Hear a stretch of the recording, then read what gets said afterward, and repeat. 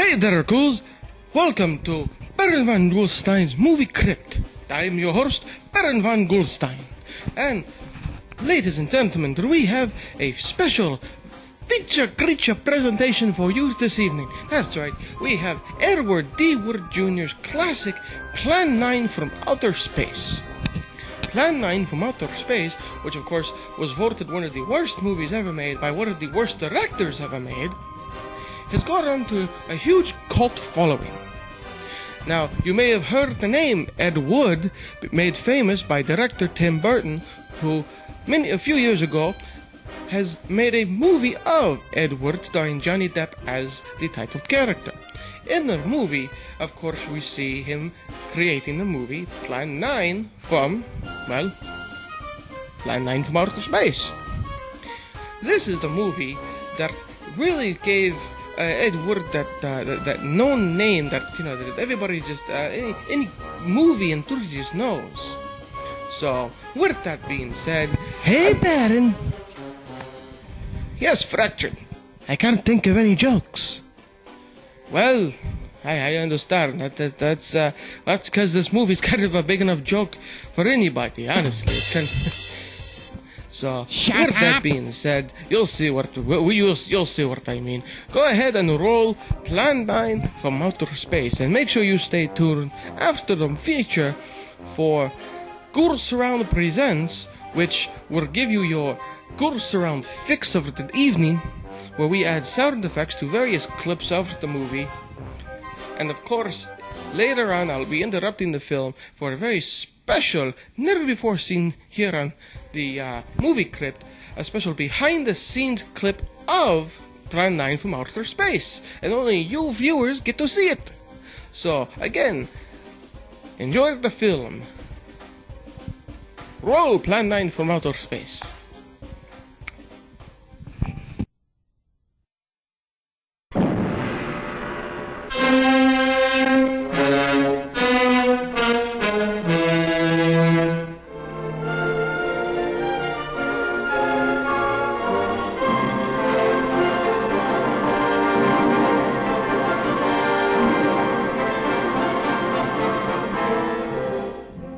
Greetings, my friend.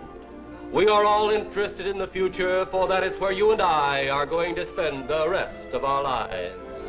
And remember, my friend, future events such as these will affect you in the future. You are interested in the unknown, the mysterious, the unexplainable. That is why you are here. And now, for the first time, we are bringing to you the full story of what happened on that fateful day. We are giving you all the evidence based only on the secret testimony of the miserable souls who survived this terrifying ordeal. The incidents, the places. My friend, we cannot keep this a secret any longer. Let us punish the guilty. Let us reward the innocent. My friend, can your heart stand the shocking facts about grave robbers from outer space?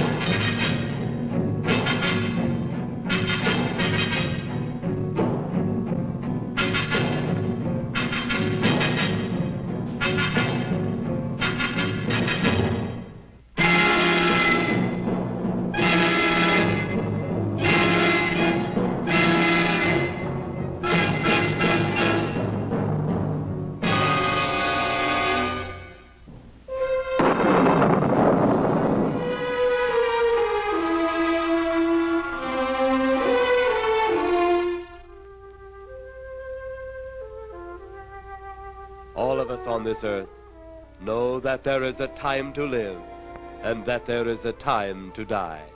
Yet death is always a shock to those left behind. It is even more of a shock when death, the proud brother, comes suddenly without warning. Just at sundown, a small group gathered in silent prayer around the newly opened grave of the beloved wife of an elderly man. Sundown of the day, yet also the sundown of the old man's heart. For the shadows of grief clouded his very reason.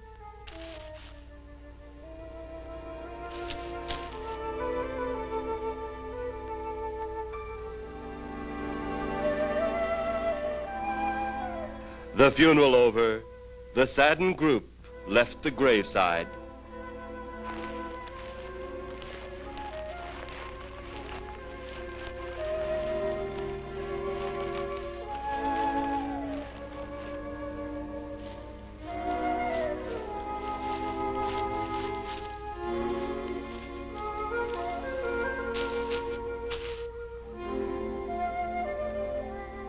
It was when the gravediggers started their task that strange things began to take place.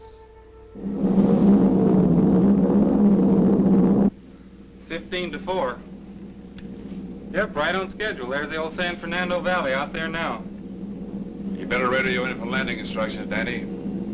Right, Jeff. Burbank Tower, this is American Flight 812. Over. Wouldn't surprise me any if he's asleep this time of the morning. American Flight 812, this is Burbank Tower. If I were asleep, you'd never get on the ground. In your case, maybe I ought to leave you up there for good. Over. You got me that time, Mac. This is American Flight 812 requesting...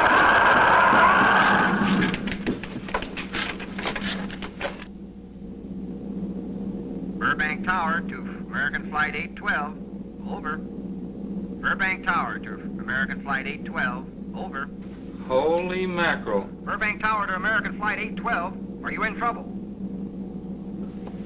Trouble? Take a look for yourself. What in the world? That's nothing from this world. Burbank Tower to American Flight 812. Are you in trouble? Are you in trouble? Mayday, mayday. Stand by, Burbank Tower. You suppose a passenger saw it? I doubt it. Most of them are asleep. But it was quite a jolt, Jeff. I'll check. Good. We'll get it ready for landing. And keep it quiet until we get instructions. Right. Okay, Danny. American Flight 812, reporting to Burbank Tower. Over.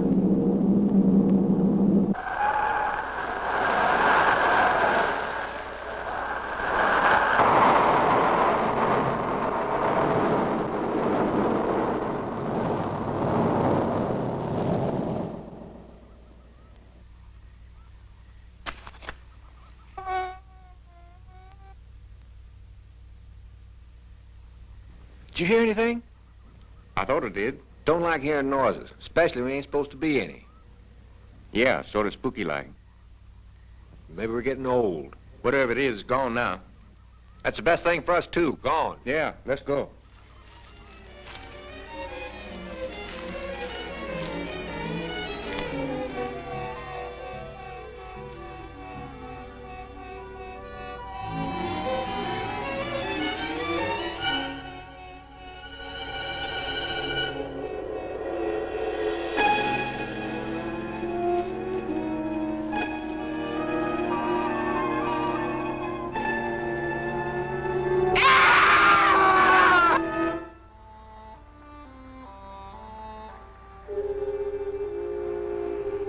The grief of his wife's death became greater and greater agony.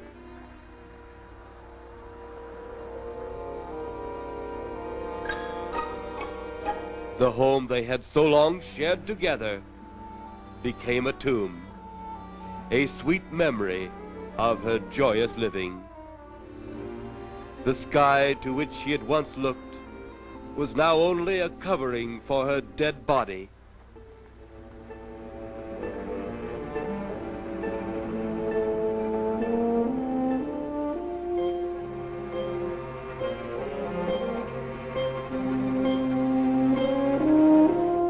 The ever beautiful flowers she had planted with her own hands, became nothing more than the lost roses of her cheeks.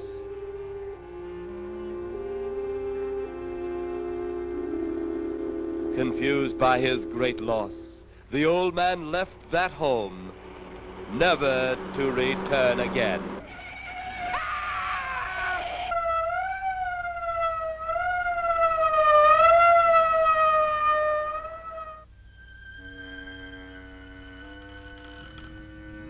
At the funeral of the old man, unknown to his mourners, his dead wife was watching. First his wife, then he. Tragic. Tell me something. Why was his wife buried in the ground and he sealed in a crypt? Something to do with family tradition, a superstition of some sort. Oh.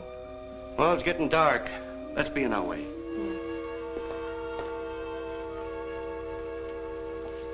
Then, as two of his mourners left his final resting place,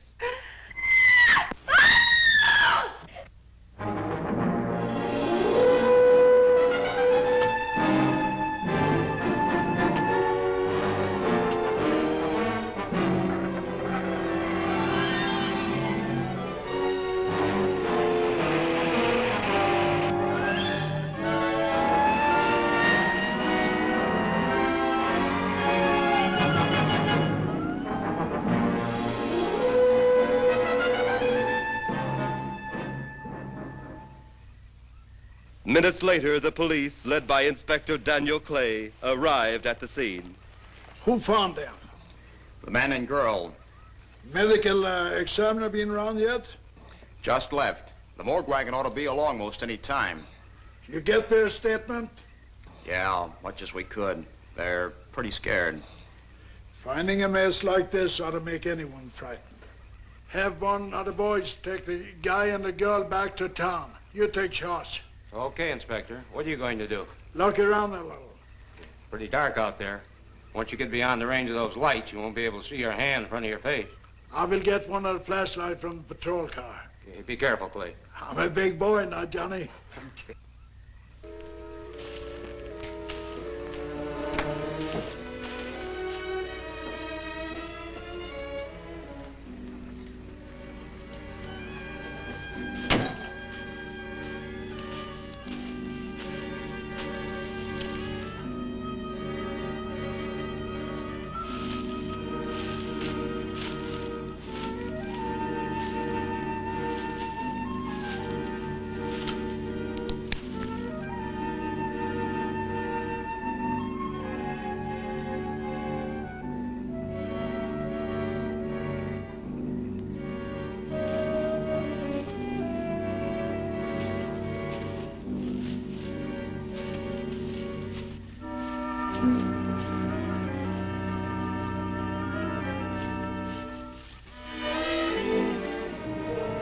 Oh, it looks like a bobcat tore into them.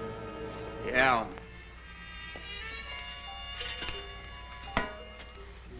Say, Lieutenant, did you get that funny odor? How could I miss it? Oh, that'll be the morgue wagon now. That's the fifth siren in the last hour. Something's happened down at the cemetery. A lot of police cars and lights. I stopped, but I didn't see anything. Oh, well, whatever it is, the morning paper will carry the whole story.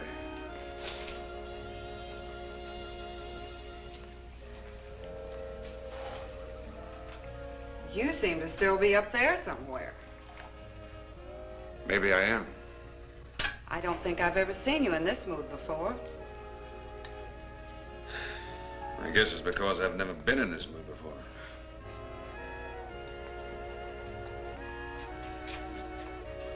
Something about your flight?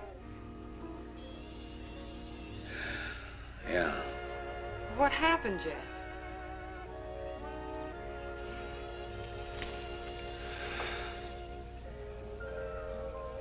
I saw a flying saucer. Saucer? You mean the kind from up there? Yeah, its counterpart. It was shaped like a huge cigar. Dan and Edith saw it, too. And when it passed over, the whole compartment lighted up with a blinding glare. Then there was a tremendous wind that practically knocked us off our course. Well, did you report it? Yeah. I radioed in immediately, and they said, we'll keep it quiet until you land. And as soon as we landed, big Army brass grabbed us and made us swear to secrecy about the whole thing. Oh, it burns me up. These things have been seen for years. They hear, it's a fact. And the public ought to know about it. There must be something more you can do about it. Only there isn't. Oh, but what's the use of making a fuss? But last night I saw a flying object that couldn't have possibly been from this planet. But I can't say a word. I'm muzzled by Army brass. I can't even admit I saw the thing.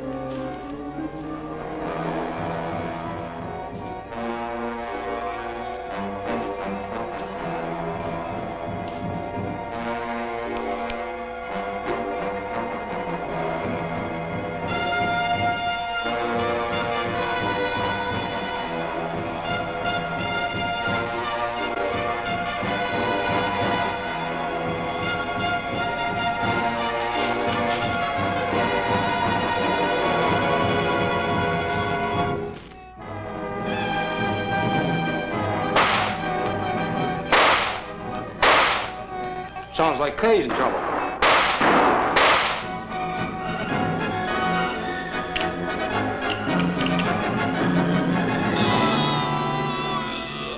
If that apparition we saw had something to do with it, come on.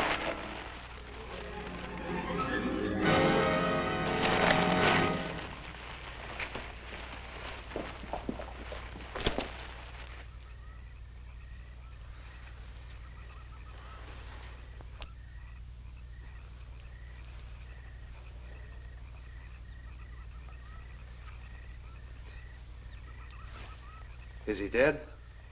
Yeah. He's messed up as bad as those two back there. Suppose that saucer or whatever it was had something to do with this? Your guess is as good as mine, Larry. One thing's sure. Inspector Clay's dead. Murdered. And somebody's responsible. You're in charge now, Lieutenant. Yeah, guess I am. Calvin? Yes, sir? Get back up the car and get on the radio. Tell the coroner he's got to make another trip out here. Well, how about the lab boys? Well, who do you think we left back up the car? Boy Scouts? Come on, Larry.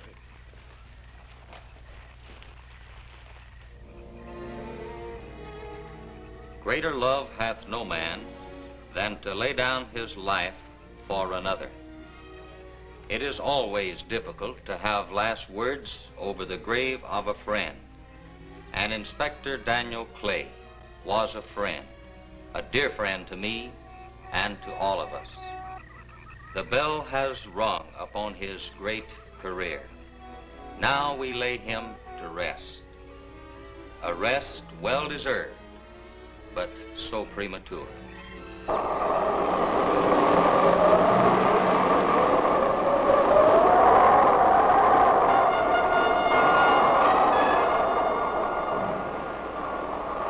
People turning south from the freeway were startled when they saw 3 flying saucers high over Hollywood Boulevard.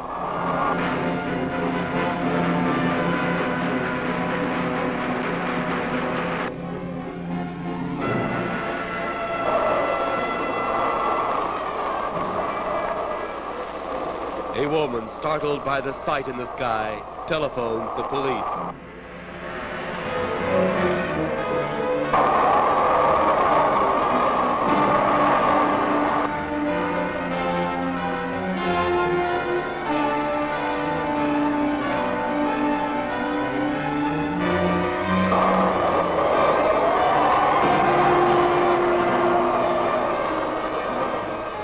There comes a time in each man's life when he can't even believe his own eyes. Saucers seen over Hollywood. Flying saucers seen over Washington, D.C.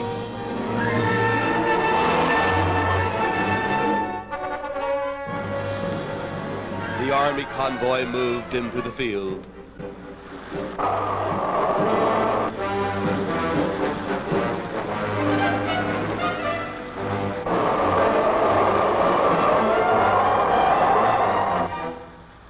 Rockets were quickly set up. Colonel Tom Edwards, in charge of saucer field activities, was to make the greatest decision of his career. He made that decision. Colonel Edwards gave the signal to fire.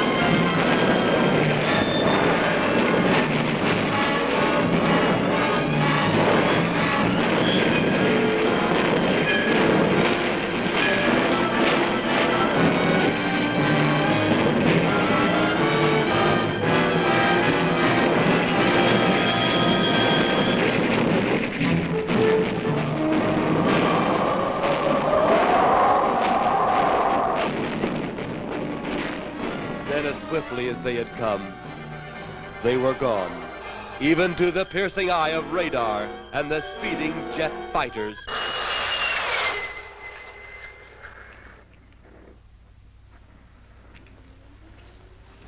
Quite a sight, wasn't it, sir? A sight I'd rather not be seeing. Are you worried about them, sir? Well, they must have a reason for their visits. Visits? Well, that would indicate visitors. Well, the big gun's the usual way of welcoming visitors. We haven't always fired at them. Oh? For a time, we tried to contact them by radio, but no response. Then they attacked a town. A small town, I'll admit, but nevertheless a town of people. People who died. I never heard about that, sir. Well, it was covered up by the higher echelon.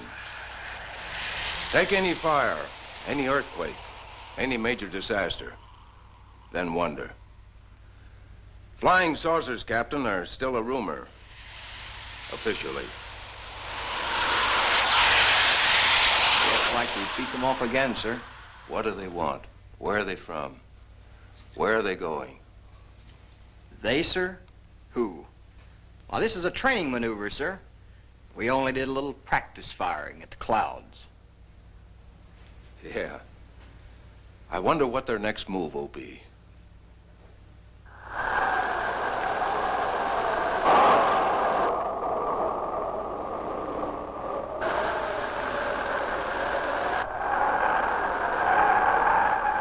What will their next move be?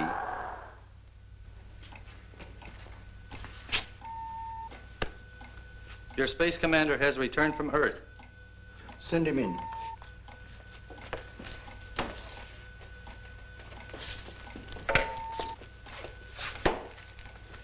You have your report?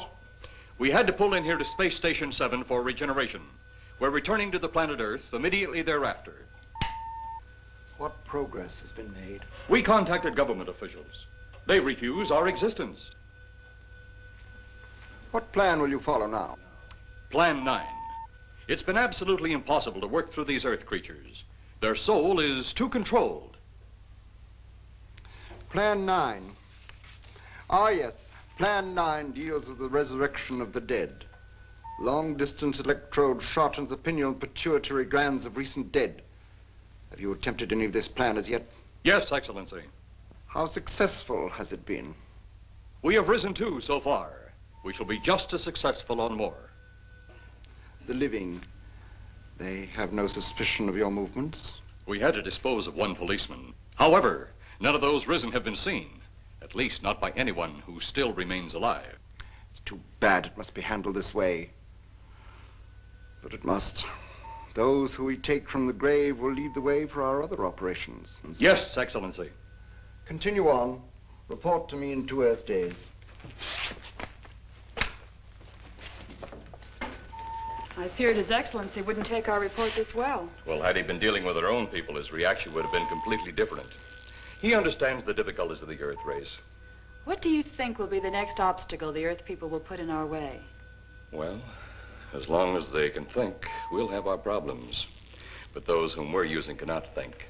They are the dead, brought to a simulated life by our electrode guns. You know, it's an interesting thing when you consider the Earth people who can think are so frightened by those who cannot, the dead. Well, our ship should be regenerated. We better get started.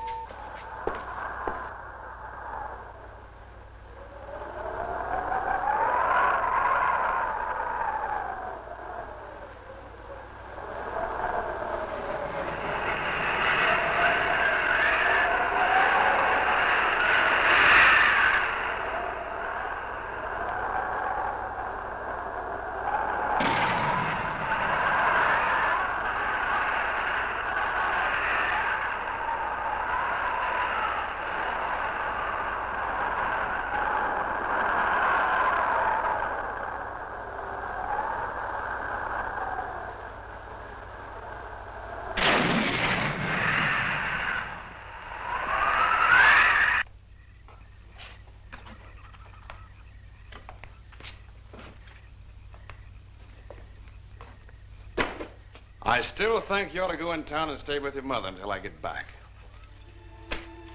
This is our home, and nothing's going to take me from it. Besides, most men try and keep their wives from going home to Mama. That's not the point. That's all the point there's going to be. Now toddle off and fly your flying machine, darling. But if you see any more flying saucers, will you tell them to pick another house to buzz? Be careful. Don't worry about me. Oh, you're the only thing I do worry about. Oh, forget about the flying saucers. They're up there. But there's something in that cemetery. And that's too close for comfort. The saucers are up there, and the cemetery's out there. But I'll be locked up in there. Now, off to your wild blue yonders. You promise you'll lock the doors immediately? I promise. Besides, I'll be in bed before half an hour is gone, with your pillow beside me. My pillow? Well, I have to have something to keep me company while you're away. Sometimes in the night when it does get a little lonely, I reach over and touch it. Then it doesn't seem so lonely anymore. A crazy kid.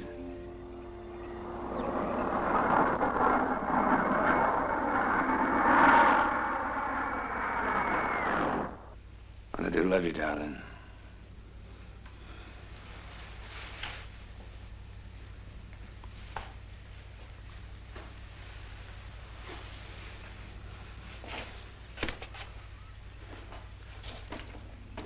See you Thursday. Goodbye, honey.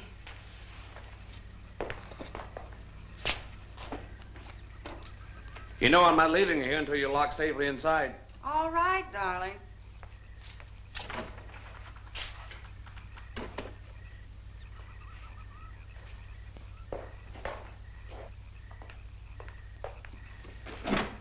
If you're especially nice, I may even lock the side door. And be sure you keep the yard lights on.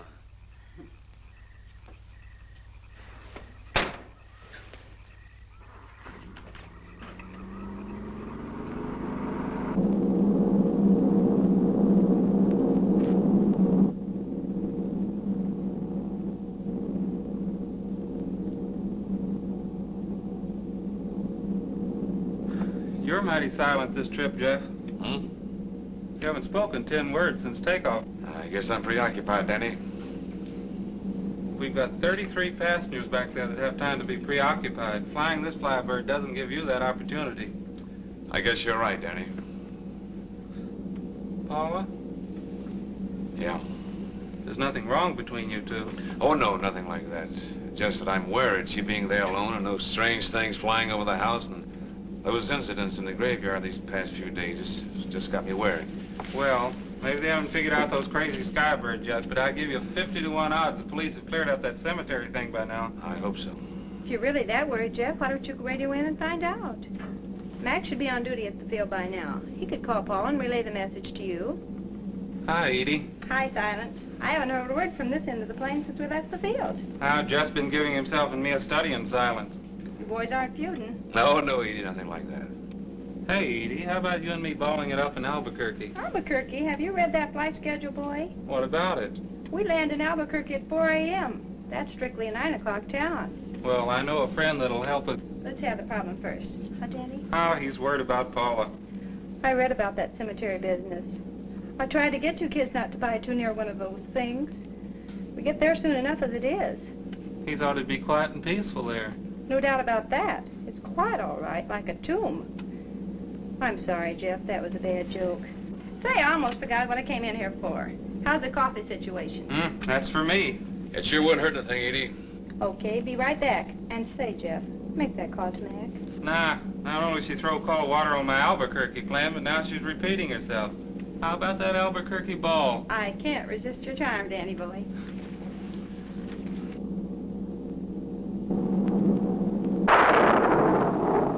Residents near the cemetery paid little attention to the blast of thunder and the flash of lightning. But from the blast arose the moving figure of the dead old man.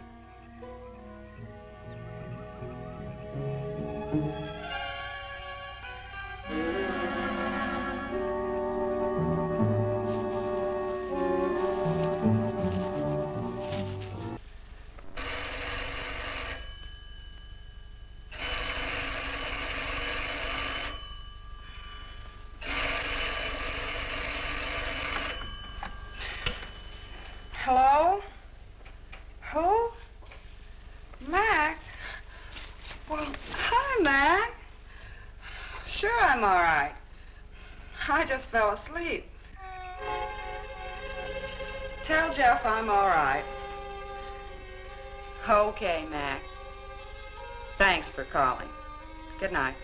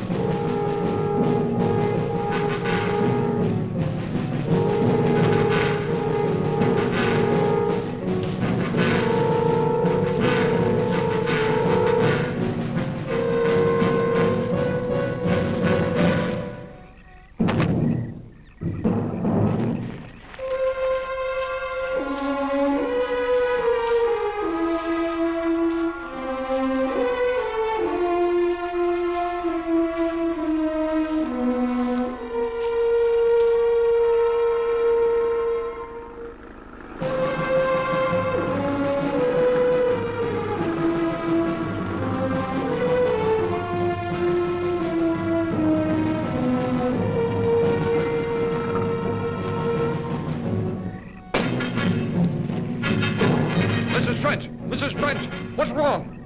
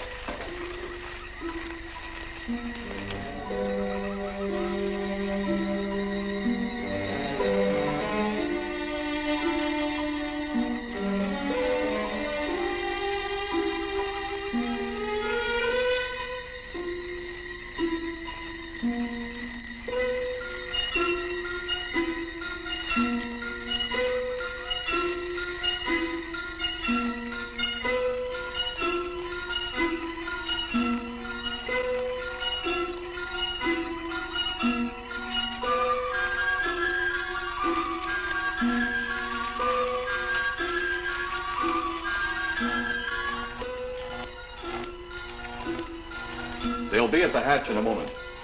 You can open it now, Tanner.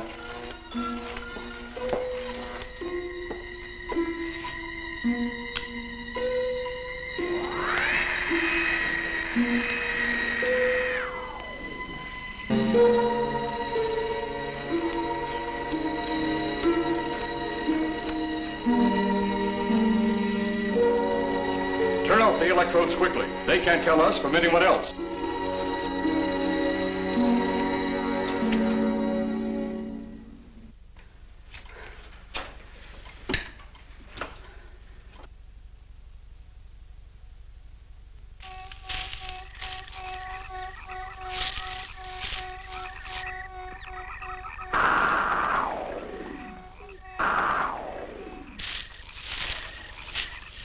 It's tough to find something when you don't know what you're looking for. I don't think the lieutenant does either. Then what are we doing out here? I was off duty an hour ago. Oh, don't ask me any questions. I'm just a hard hand just like you.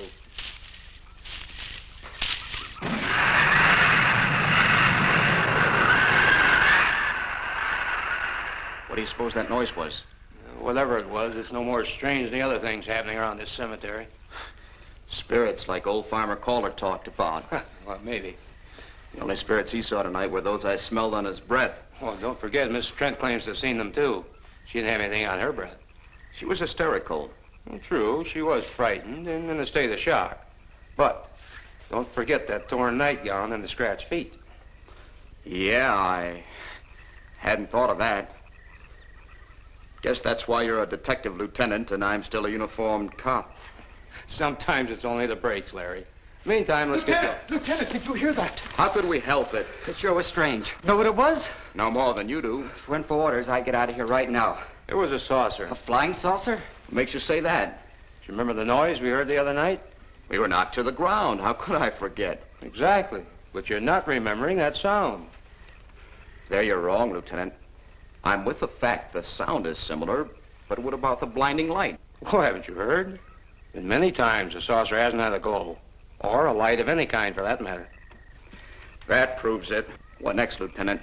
Oh, Lieutenant, maybe this doesn't mean much, but Jamie Meade found a grave that looks like it's been busted into. What? Where? Why? Come on, man, out with it. We haven't got all day to waste. Oh, just over there beyond the crypt. All right, show us the way. Look, here it is, Lieutenant.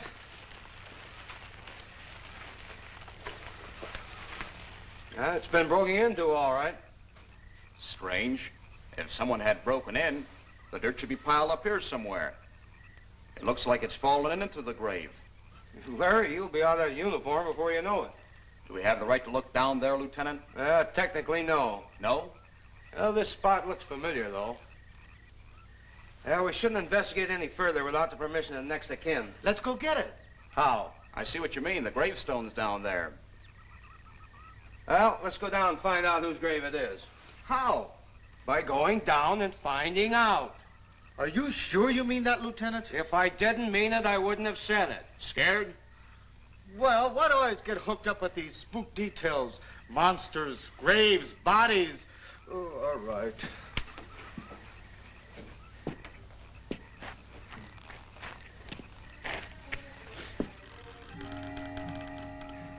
Casket's here, but nobody's in it. Can you read the name on the casket? It's too dark. Give me a flashlight. How about a match? We sure could try it. Let me have them. Okay.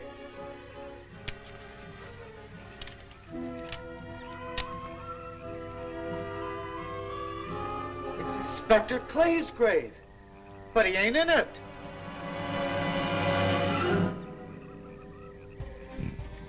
Hey there, ghouls. Baron van Ghoulstein here. I've interrupted your film, probably much to your great pleasure. Because, as promised earlier on, I have a very special treat for you, and that is a special behind-the-scenes footage that was taken during Plan 9 from outer space. So, with that being said, please watch this, enjoy, and of course, then enjoy the rest and the conclusion of Plan 9 from outer space. Alright, cut! Take 5. So now what? Hey, grab that tree right there and let's get set for the next scene. Man, are we actors or stagehands? I mean, come on, I'm not getting paid for any of this, and now they want me to set up my own scenes? What the heck is going on?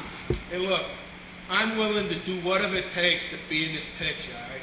Mr. Wood is the greatest director ever, and I guarantee he's going to go down in history as one of the best. Are you serious? This guy is just weird. We've got graves. We've got flying saucers. What the heck is this movie about anyway? I don't know. Grave robbers from outer space or something. Okay, so this director, this Mr. Wood, is he new at this or what? No, he's made a few movies before. He's made a few movies before. Then how come he doesn't realize? Us pilots, we don't look like we were on a plane. And if that Hubstone falls over, he's not going to do a retake. He can't intend to just leave all these mistakes in. Look, the #1 rule of filmmaking is don't question the director. Look, Mr. Wood has got this all figured out. He's got it all figured out. Then how come he didn't figure out that Mr. Johnson is too big to get out of that grave? And come on, no retake. I mean, we shot half a scene in broad daylight and the other half after dark.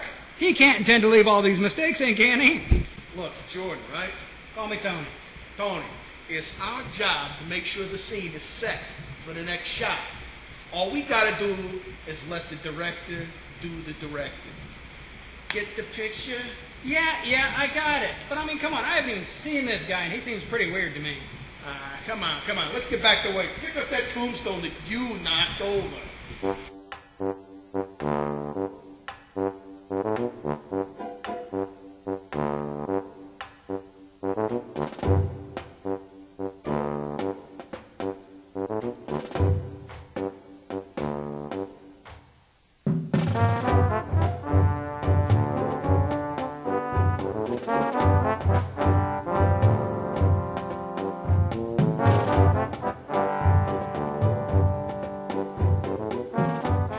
Okay, that's it. Man, this is a mess. What?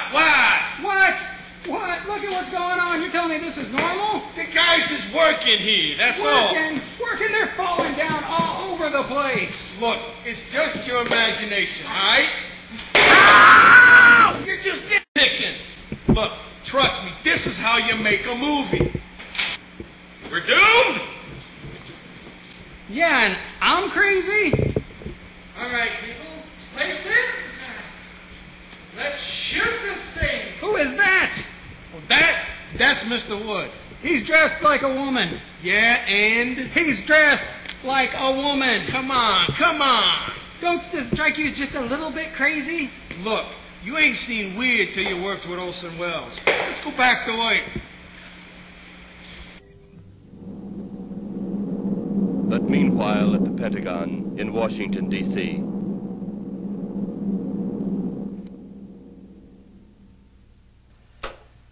Right, G2. Come in. Yes, of course. I'll keep in touch. Come in, Colonel Edwards. Close the door. At ease, Colonel. Thank you, sir. Sit down.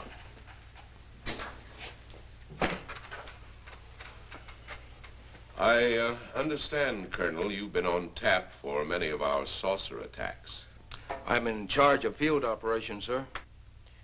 You believe there are such things as flying saucers, Colonel? Yes, sir. You've seen them? Yes, sir. You realize there's a government directive stating that there is no such thing as a flying saucer? Yes, sir. You stand by your statement that you've seen flying saucers? Well, yes, sir. This could mean a court-martial, admitting this against direct orders. General Roberts, may I speak freely? You may. How could I hope to hold down my command if I didn't believe in what I saw and shot at? I like you, Colonel. Thank you, sir. There are flying saucers. There's no doubt they are in our skies. They've been there for some time. What are we going to do about them? Who knows? Then they really are there. I thought you were convinced of that. I am. We've had contact with them. Contact? How? Radio. They speak our language? Well, not quite. We've received messages from their spaceships. For a while, it came in as just a lot of jumbled noise. And now, sir? Well, since they first tried contact with us by radio, we've developed a language computer. A machine that breaks down any language to our own.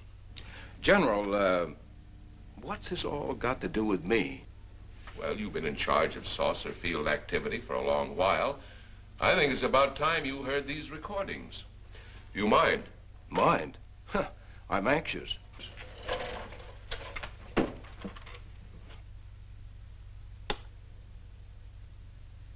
This is Eros, a space soldier from a planet of your galaxy. I fully realize our language differences. However, I also know you finally have perfected the dictal robotary, or as you on Earth call it, the language computer. So you can now understand that which I speak. Since the beginning of your time, we have been far beyond your planet. It has taken you centuries to even grasp what we developed eons of your years ago. Do you still believe it impossible we exist? You didn't actually think you were the only inhabited planet in the universe. How can any race be so stupid? Permit me to set your mind at ease. We do not want to conquer your planet, only save it. We could have destroyed it long ago if that had been our aim. Our principal purpose is friendly. I admit we have had to take certain means which you might refer to as criminal. But that is because of your big guns which have destroyed some of our representatives. If you persist in denying us our landings, then we must only accept that you do not want us on friendly terms. We then have no alternative but to destroy you before you destroy us. With your ancient juvenile minds, you have developed explosives too fast for your minds to conceive what you are doing. You are on the verge of destroying the entire universe. We are a part of that universe. This is our last...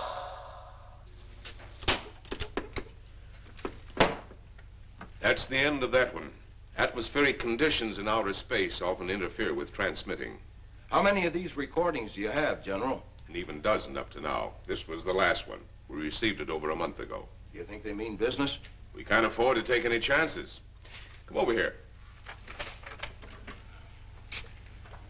You ever been to Hollywood? Oh, a couple of times, a few years ago. You're going to be there in the morning. Just a few minutes from Hollywood, in the town of San Fernando, reports have come in of saucers flying so low the exhaust knocked people to the ground. There have even been stated claims of saucer landings. Major Carlson will replace you while you're out there.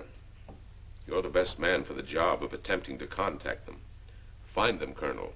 See what in hell it is they want. All right, sir.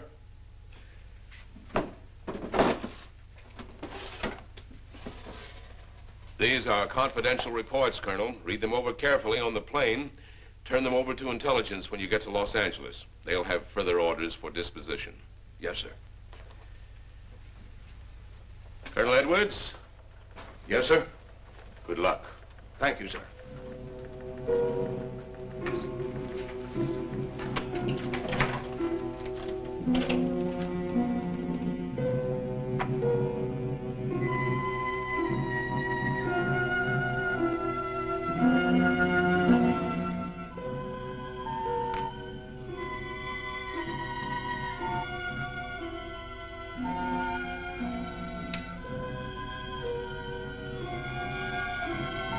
We are ready to report, Excellency.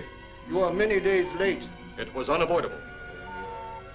We tried to transmit via televisor, but atmospheric conditions made transmission impossible. You should have transmitted as soon as conditions permitted. I thought time was of the essence. Suspicion has fallen upon our movements. Our ships have been viewed near the point of operations. And what has this added time gained, Eros? We have successfully risen 3 of the dead ones. Permit me to see one. Bring in the big one. Use your small electrode gun.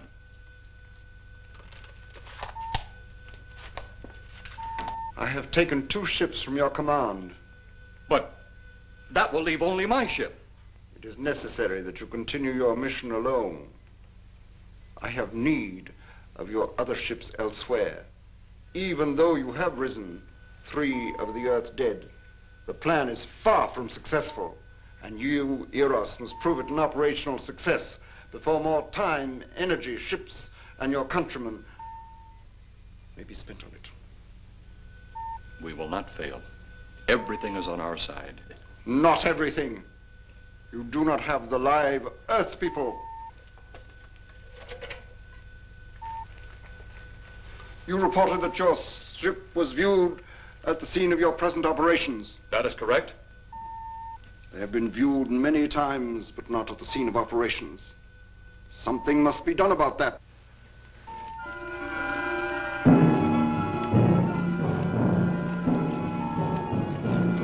Stop him, Turner. He's close enough. Turn off your electrode gun. No! No! Stop him, Turner! I can't get it. It's jammed. Stop him, you fool! Drop the gun to the floor, Tanner. The metal will break contact.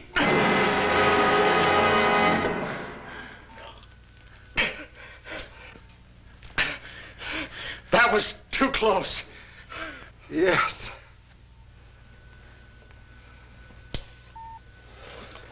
Bring the giant here that I may get a better look at him.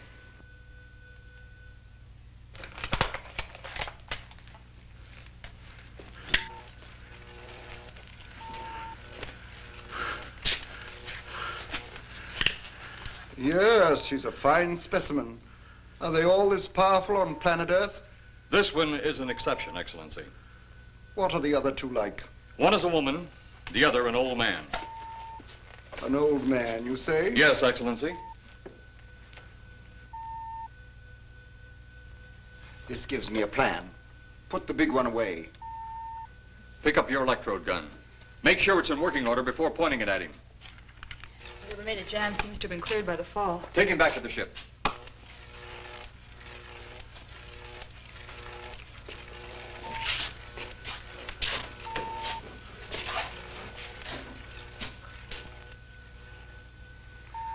The old one must be sacrificed. Re-land on Earth. Send the old one to enter a dwelling. Then cut the electrokinetic and turn on your ship's decomposure ray.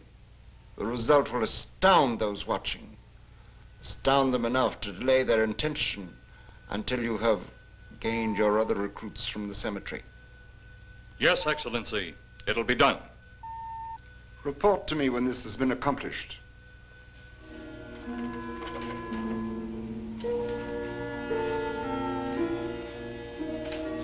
Eros, the Earth people are getting closer to that which we fear. Since they will not listen or respect our existence, they cannot help but believe our powers when they see their own dead walking round again, brought about by our advancement and such things. As soon as you have enough of the dead recruits, march them on the capitals of the earth. Let nothing stand in your way. Their own dead will be used to make them accept our existence and believe in that fact.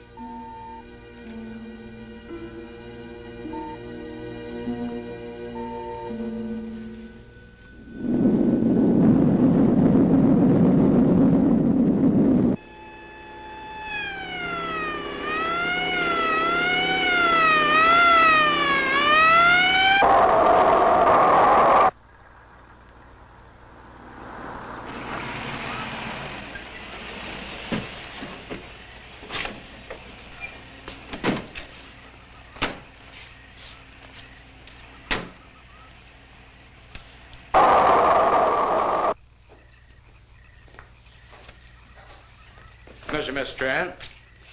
This is Colonel Edwards from Washington, D.C. Good evening, Colonel. Hello, Colonel. Colonel would like to ask you a few questions. Questions? What about, Colonel? May I, sit down? Oh, I'm sorry. Please do. I want to ask you about your strange experience the other night when you saw the flying saucer. After that, the police brought me home. I hope I never see such a sight again. Well, after your description, I don't think I'd want to see it either. One thing more. After you were forced to the ground by that blast of wind, was it a hot or cold blast? It's kind of hard to explain. It wasn't hot, wasn't cold. It was just a terrific force. We couldn't get off the ground. The light blinded me so badly, I couldn't see a thing. We could only feel the pressure of the wind until it was gone. When the glare left us, we could see a glowing ball disappearing off in the distance. Which way? Toward the cemetery.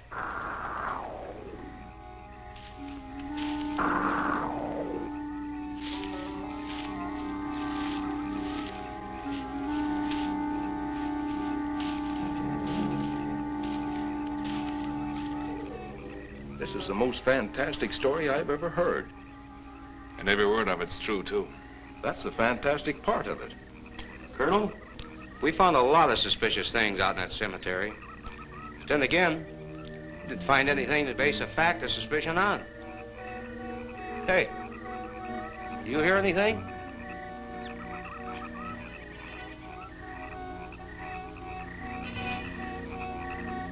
You see anything out there, Kelton? Too dark, Lieutenant. But something started stinking awful bad.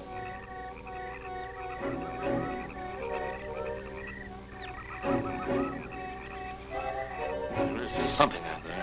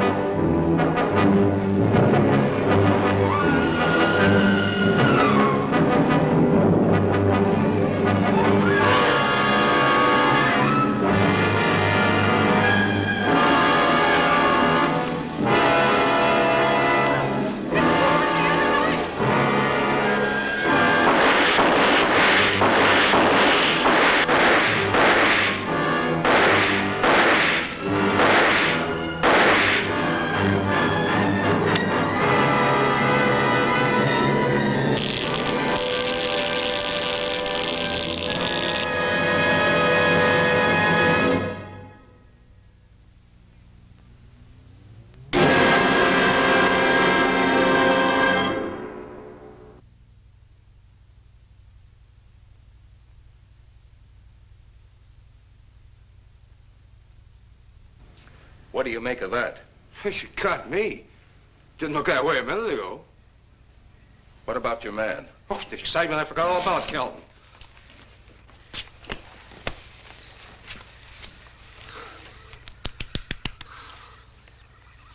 He'll be all right in a few minutes. Did you see that thing? Did you get it? We got it. What was it? It didn't fall. I fired every bullet I had. So did I. I don't know what it was or what happened. But unless that bag of bones over there can reassemble itself, it's out of the running now.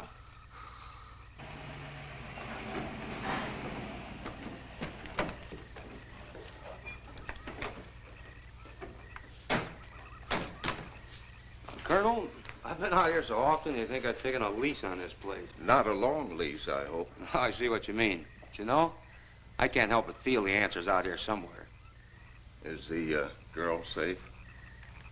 Mrs. Trent, you better stay with the car. Stay here alone? Not on your life.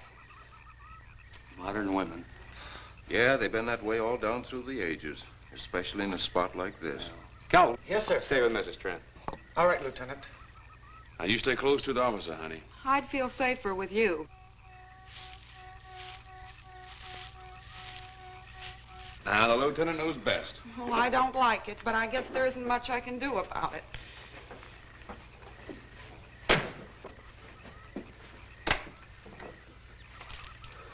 You have a gun? No. You know how to use one?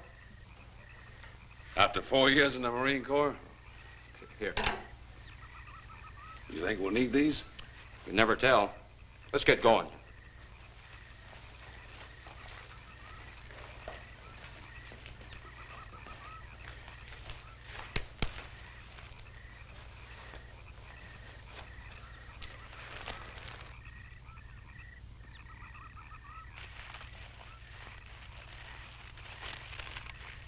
What do you expect to find out here?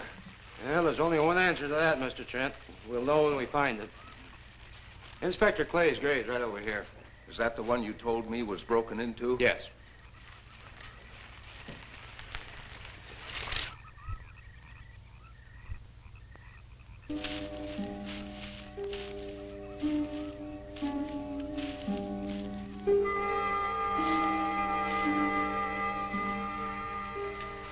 This it? Yeah.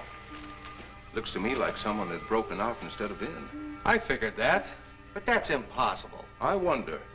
Look, Colonel, some things just can't happen. Yeah, well, after that apparition that was draped across Mr. Trent's patio, I would say we should keep our minds open to anything. Look, Colonel, I'm a policeman. I've got to deal in facts. But I guess I'll have to go along with you. You know, I'll bet my badge right now we haven't seen the last of those weirdies.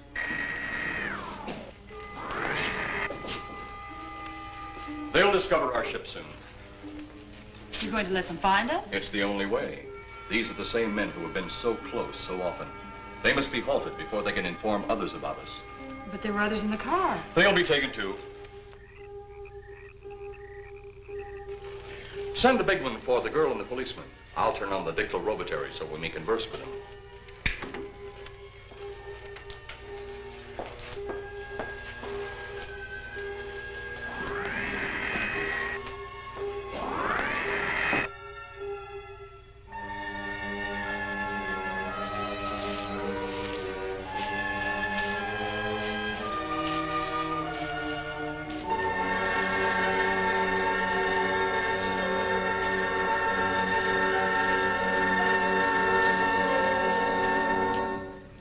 Maybe we're barking up the wrong tree. One thing a policeman learns, Mr. Trent, is patience. Where's that burn spot you mentioned? Right over there. Look.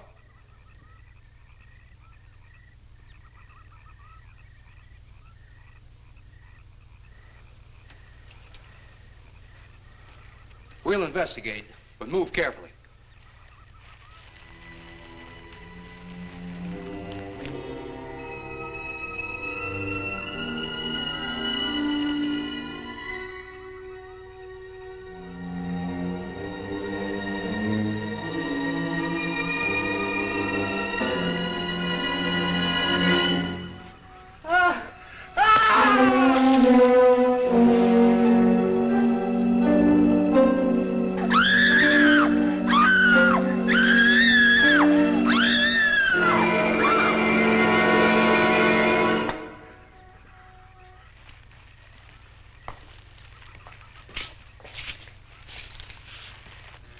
moment or two more, and you will be the first live Earth people ever to enter a celestial ship.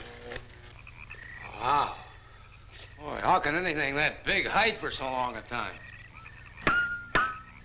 Never heard metal sound like that before. What do you see? Only my reflection. Must be some kind of one-way glass.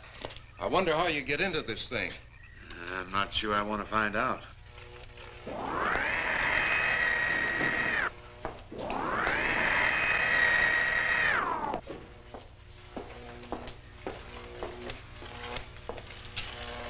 They're just outside.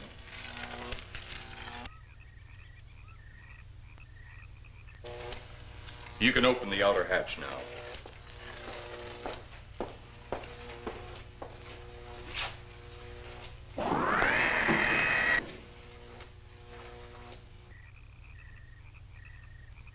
Look out!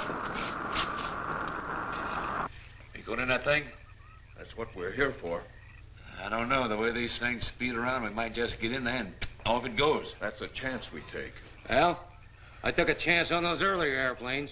Might just as well see what the inside of one of these looks like. Got your guns ready? I'll tell you one thing. If a little green man pops out of me, I'm shooting first and asking questions later.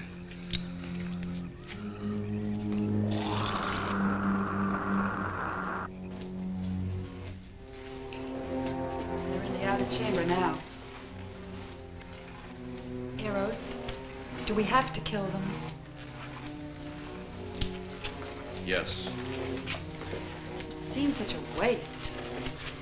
Well, wouldn't it be better to kill a few now than, with their meddling, permit them to destroy the entire universe?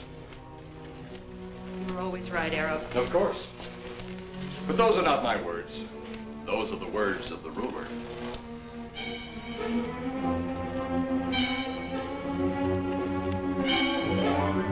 You two stay right where you're at.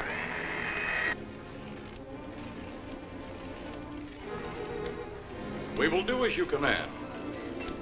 For the moment. No for the moment about it. You just do as I tell you.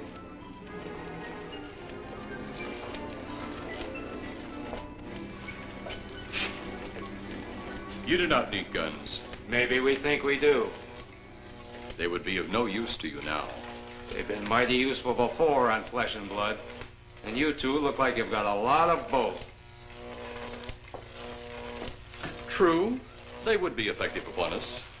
If you were to have the opportunity to use them. Mister, if you don't get away from that control board, I'll show you just how effective they can be. Shall we talk now or wait? Your friends will be here shortly. What friends? Those you left at the vehicle. If you've done anything to Paula... Take it easy, Mr. Trent. Oh, I assure you no harm has come to her. Would you like to see? Next time you try that, I won't aim at the board. You're a headstrong young man. I was only going to turn on the televisor so you could see her movements. Go ahead, my friend, but move very carefully.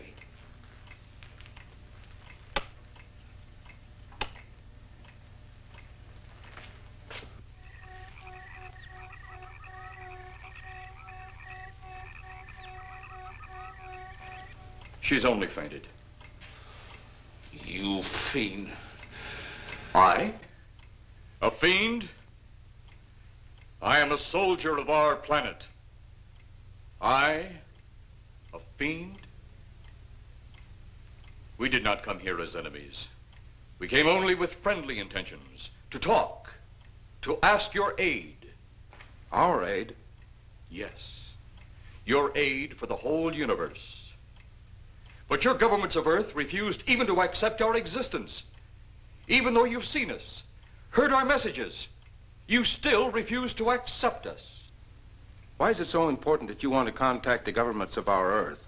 Because of death. Because all you of Earth are idiots. Now, you just hold on, Buster. No, you hold on. First was your firecracker, a harmless explosive. Then your hand grenade. They began to kill your own people a few at a time. Then the bomb. Then a larger bomb. Many people are killed at one time. Then your scientists stumbled upon the atom bomb. split the atom. Then the hydrogen bomb, where you actually explode the air itself. Now you can brings the total destruction of the entire universe served by our sun. The only explosion left is the solarite. Why, there's no such thing. Perhaps to you, but we've known it for centuries. Your scientists will stumble upon it as they have all the others. But the juvenile minds which you possess will not comprehend its strength until it's too late. You're way above our heads. The solarite is a way to explode the actual particles of sunlight. Why, that's impossible. Even now, your scientists are working on a way to harness the sun's rays. The rays of sunlight are minute particles. Is it so far from your imagination they cannot do as I have suggested? Why, a particle of sunlight can't even be seen or measured. Can you see or measure an atom? Yet you can explode one.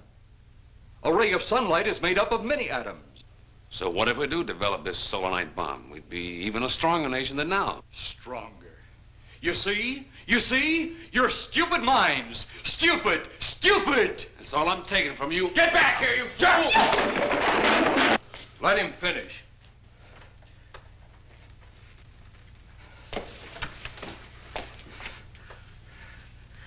It's because of men like you that all must be destroyed. Headstrong, violent, no use of the mind God gave you. You talk of God? You also think it impossible that we too might think of God? You, who wear the uniform of your country. You see, I wear the uniform of my country. Yes, we've had to use drastic means to get to you, but you left us no alternative. When you have the solarite, you have nothing. Nor does the universe. You speak of solarite, but just what is it? Take a can of your gasoline. Say, this can of gasoline is the sun. Now, you spread a thin line of it to a ball, representing the earth. Now, the gasoline represents the sunlight, the sun particles. Here we saturate the ball with the gasoline, the sunlight. Then we put a flame to the ball. The flame will speedily travel around the earth, back along the line of gasoline to the can, or the sun itself. It will explode this source and spread to every place that gasoline, our sunlight, touches. Explode the sunlight here, gentlemen. You explode the universe. Explode the sunlight here, and a chain reaction will occur direct to the sun itself and to all the planets that sunlight touches, to every planet in the universe. This is why you must be stopped. This is why any means must be used to stop you. In a friendly manner, or as it seems, you want it. He's mad. Mad? Is it mad that you destroy other people to save yourselves? You have done this. Is it mad that one country must destroy another to save themselves? You have also done this. How then is it mad that one planet must destroy another who threatens the very existence? That's enough! In my land, women are for advancing the race, not for fighting man's battle. Life is not so expansive on my planet. We don't cling to it like you do. Our entire aim is for the development of our planet.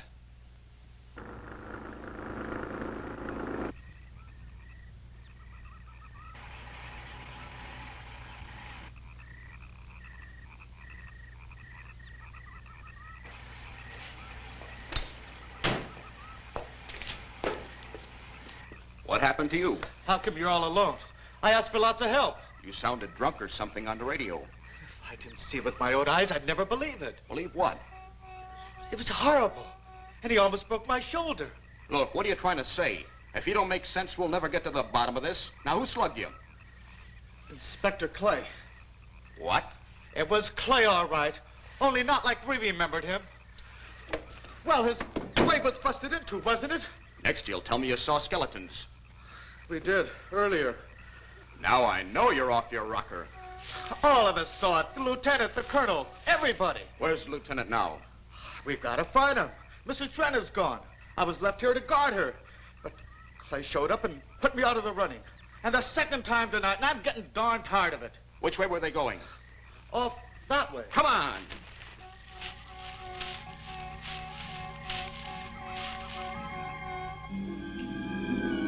And then one day it could all be gone. In one big puff of smoke and ball of fire.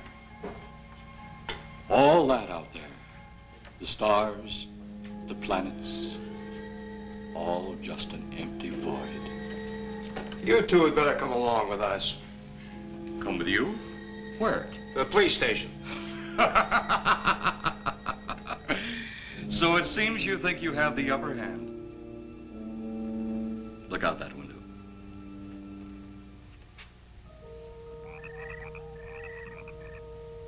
Jeff.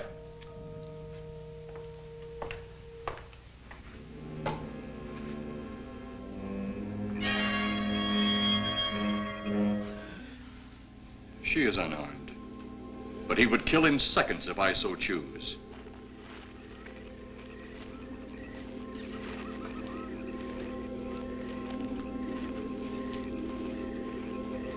Holy cow!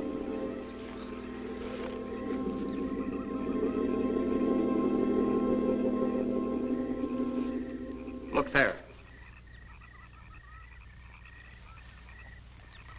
It's Clay, all right. There's no mistaking that. And he's got Mrs. Trent. Get your gun ready. From all I've seen tonight, guns won't do any good.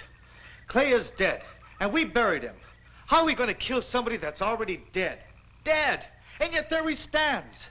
That other one earlier, I emptied a full clip into. I'm seeing it. That's the only reason I'm listening to you. Look, I've got an idea. Hurt him or not, we've got to try something.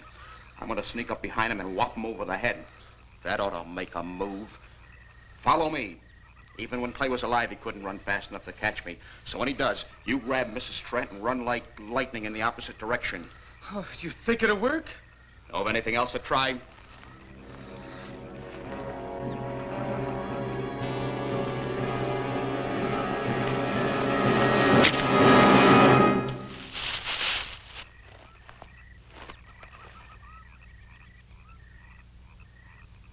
Oh, I'll be all right. Take care of the others. Your men have felled the big one. This could only happen because the electrode ray is off. He'll walk again when I turn it on. Hold it. Right there. Suppose the lieutenant and the others are in that thing. Well, supposing there are Martians or something in there.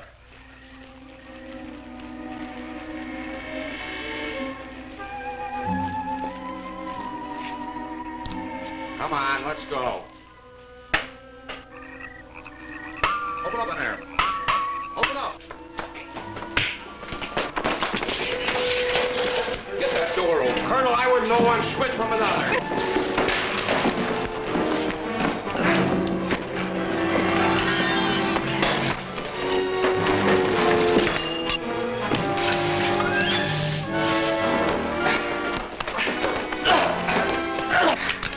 Hold on to him, Eros. I'll have the ship in the air in a minute.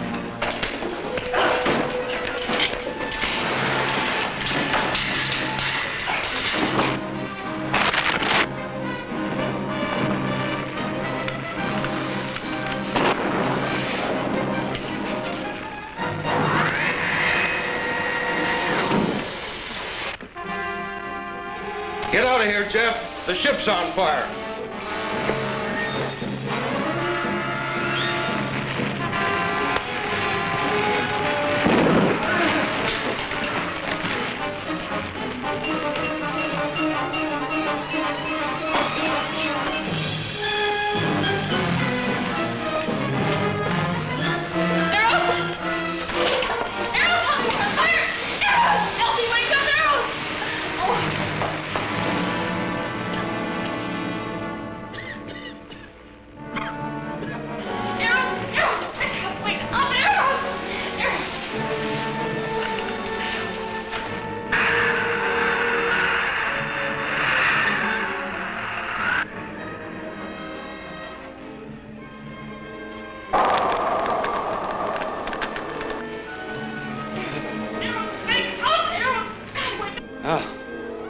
Wonder if that's the last we'll see of them. Perhaps.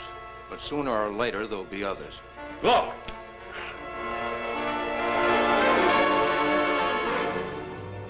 Have they caught that woman? That thing yet? Hey, that's right. There's another ghoul running loose. And it's my guess that she'll look like him. With the ship and the ray gun gone, they have no control. We gotta hand it to them, though. They're far ahead of us.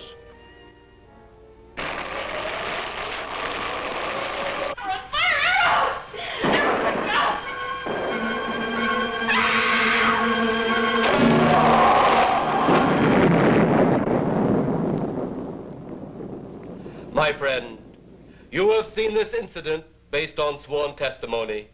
Can you prove that it didn't happen? Perhaps on your way home, someone will pass you in the dark, and you will never know it, for they will be from outer space. Many scientists believe that another world is watching us this moment. We once laughed at the horseless carriage, the airplane, the telephone, the electric light, vitamins, radio, and even television. And now some of us laugh at outer space.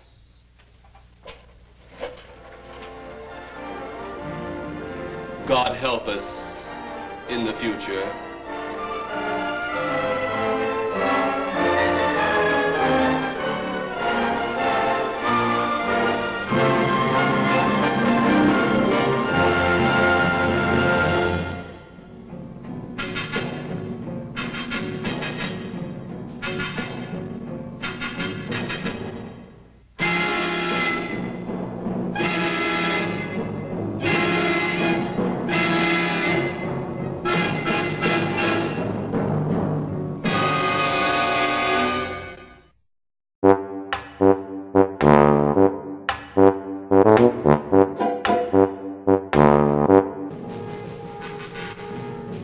The new cast of The Real World.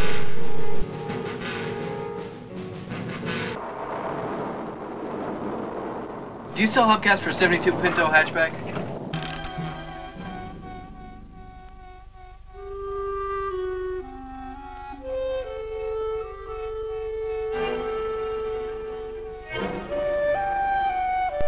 My God, it's so pretending to be Bela Lugosi. Run!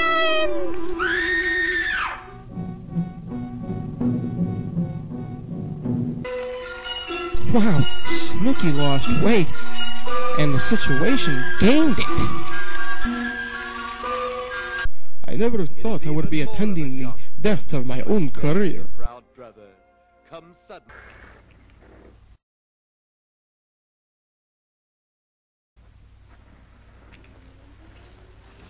Quite a sight, wasn't it, sir?